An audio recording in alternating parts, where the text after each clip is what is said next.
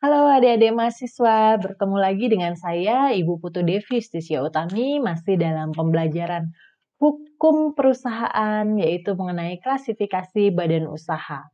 Sebagaimana apa yang sudah dijelaskan pada pertemuan sebelumnya bahwa klasifikasi badan usaha dari status hukumnya dapat dibagi menjadi dua, yang berbadan hukum dan yang tidak berbadan hukum. Yang berbadan hukum itu sudah dibagi kemarin, sudah diberikan penjelasan bahwa dia memisahkan harta kekayaannya dengan harta kekayaan pribadi pendirinya yang kemudian disahkan oleh menteri. Sedangkan yang tidak berbadan hukum, kemudian yang tidak memisahkan harta kekayaannya dan didaftarkan pada awalnya di PN, tapi sekarang didaftarkan di Kementerian Hukum dan HAM. Nah, untuk klasifikasi dari badan usaha berbadan hukum dan tidak berbadan hukum, lebih lanjut akan kita jelaskan satu persatu sekarang. Kita mulai dari badan usaha yang tidak berbadan hukum. Sebagaimana sudah disampaikan sebelumnya, yang tidak berbadan hukum adalah CV, firma, dan persekutuan perdata. Sekarang kita bahas satu persatu.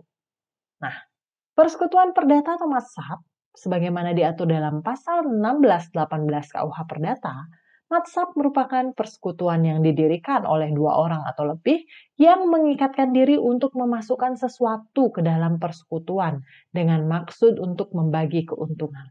Nah, memasukkan sesuatu ini apa yang dimaksud? Ternyata maksudnya adalah memasukkan uang, benda-benda, tenaga kerja, dan keahlian atau modal.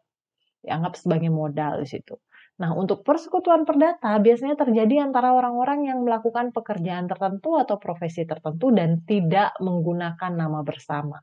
Misalnya, akuntan, pengacara, atau penilai publik. Contohnya adalah kantor advokat Nyoman Sudiantara and Partner. Jadi dia tidak menggunakan nama bersama, tapi menggunakan nama salah satu dari peseronya atau pendirinya yang kemudian menambahkan kata partner di belakangnya. Dan misalkan juga pada anggota profesi akuntan publik yaitu ada kantor akuntan publik, ide bagus, jagre, dan rekan. Jadi di situ tidak menggunakan nama bersama. Itu yang dimaksud dengan persekutuan perdata. Kemudian kita masuk ke perusahaan tidak berbadan hukum yang kedua ada firma. Kalau tadi persekutuan perdata, persekutuan yang didirikan yang kemudian tidak menggunakan nama bersama, bagaimana dengan firma? Ternyata dalam pasal 16 KUHD, firma itu adalah persekutuan perdata, jadi sama esensinya persekutuan perdata yang didirikan untuk menjalankan perusahaan, tapi dia menggunakan nama bersama. Kalau tadi persekutuan perdata menggunakan nama satu orang and partner, and associate, and rekan, kalau firma dia menggunakan nama bersama. Yang dimaksud dengan nama bersama itu apa? Itu adalah himpunan nama dari para sekutu atau pendiri. Bisa nama dari salah satu sekutu yang disepakati sebagai nama bersama, atau nama lain yang bukan nama sekutu tetapi disepakati bersama, atau bahkan nama bidang usaha yang disepakati bersama. Nah, para pihak yang tergabung dalam firma bertanggung jawab secara pribadi untuk keseluruhan. Ini contoh dari nama-nama firma ya, karena dia menggunakan nama bersama, bisa sepertinya himpunan nama dari para sekutu. Kalian bisa lihat ada nama dari Iswara Bunjamin and Tanjung Law Office. Artinya itu himpunan dari Bapak Iswara Bunjamin dan juga Bapak Tanjung.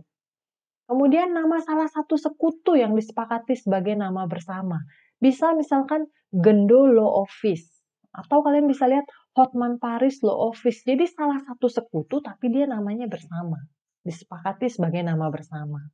Kemudian bisa nama lain yang bukan nama sekutu tetapi disepakati bersama. Contohnya kayak dia punya nama lain. Jasa Konsultan Pajak Bali Dewata. Itu nama yang bukan nama persekutu, tapi disepakati bersama. Dan bisa juga nama bidang usaha yang disepakati bersama. Kayak misalkan bidang usahanya di bidang hukum, maka contohnya firma hukum legal export Bali.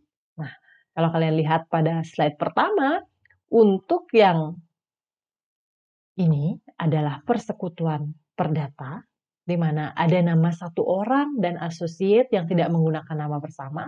Sedangkan kayak ini, pengacara Nusantara, ini merupakan firma karena dia menggunakan nama bersama. Ternyata di dalamnya banyak sekali para pihak pendiri dari firma ini, di mana mereka memutuskan untuk menggunakan nama bersama pengacara Nusantara. Mudah-mudahan bisa diterima. Untuk persekutuan perdata adalah Persekutuan yang didirikan 2 orang atau lebih tidak menggunakan nama bersama. Kalau firma itu persekutuan perdata yang menggunakan nama bersama. Kemudian yang ketiga, badan usaha tidak berbadan hukum yang ketiga adalah perseroan komanditer atau komanditer venosa, biasa disebut dengan CV. Nah, Pasal 19 KUHD menyatakan bahwa perseroan komanditer itu adalah suatu persekutuan yang dibentuk oleh beberapa orang peseru untuk menjalankan perusahaan, di mana satu atau lebih peseru bertanggung jawab untuk seluruhnya dan satu atau lebih peseru lainnya hanya sebagai pelepas uang. Jadi kalau tadi pada persekutuan perdata semuanya memberikan masukan kepada perusahaan dan semua aktif bergerak pada mewakili perusahaan, pada firma juga begitu, pada perseroan komanditer atau komanditer venoskap atau CV, satu orang bertanggung jawab untuk seluruhnya, yang satu orang hanya sebagai pelepas uang. Jadi ada pihak yang hanya melepas uang, ada yang memang aktif dan bekerja. Sehingga jenis sekutunya dapat dibagi menjadi dua, yaitu sekutu komplementer adalah orang yang mengurus atau mengelola perusahaan dan bertanggung jawab sepenuhnya, sedangkan sekutu komanditer adalah orang yang memberi modal, tanggung jawab sebatas modal yang dimasukkan. Jadi kalau persekutuan perdata, semua memberikan pemasukan kepada perusahaan atau imbreng, firma tapi tidak dengan nama bersama, firma semua memasukkan modal kepada perusahaan atau imbreng dengan nama bersama, sedangkan CV, satu dia memasukkan modal tapi dia bergerak aktif, kemudian satunya hanya memberi modal aja tapi bersifat pasif. Mudah-mudahan bisa diterima. Nah, pada persekutuan perdata firma dan CV, tugas dan tanggung jawab masing-masing harus dijelaskan dalam akte pendirian perusahaan. Gitu kira-kira. Nah, apa yang menjadi kelebihan dari badan usaha non-badan hukum? Pertama, pembentukannya relatif lebih mudah dan biayanya lebih murah. Kemudian modal dasar yang diperlukan lebih rendah dan tidak perlu ditentukan. Sedangkan kekurangannya relatif sulit untuk memperoleh pinjaman karena dia dianggap tidak berbadan hukum sehingga skup usahanya tidak sebesar perusahaan yang berbadan hukum. Kemudian tidak ada pemisahan harta kekayaan dalam akte pendirian perusahaan. Kira-kira itu untuk badan usaha non-badan hukum. Kita lanjut kepada badan usaha yang berbadan hukum. Apa aja badan usaha yang berbadan hukum? Itu ada PT, ada yayasan, dan koperasi. Sekarang kita bahas satu persatu.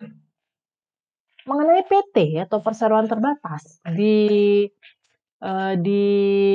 terdapat pengaturannya pada Undang-Undang Nomor 40 Tahun 2007, di mana badan hukum yang merupakan persekutuan modal didirikan berdasarkan perjanjian melakukan kegiatan usaha dengan modal dasar yang seluruhnya terbagi dalam saham-saham. Jadi yang menjadi kriteria utama dari PT ini adalah modal yang digunakan itu terbagi dalam saham-saham. Nah, organnya ada siapa aja? Kalau tadi di perseroan komanditer atau CV ada sekutu komplementer dan sekutu komanditer, kalau dalam PT itu adanya direksi, komisaris, dan pemegang saham. Nah, mengenai perseroan terbatas, sekarang tidak hanya terpaku pada Undang-Undang 40 tahun 2007, tapi juga kita bisa lihat pada bab 4 mengenai kemudahan berusaha, bagian kelima dari Undang-Undang Nomor 11 tahun 2020 tentang Cipta Kerja. Jadi kalian lihat di bab 4, bagian kelima tentang perseroan terbatas pasal 109.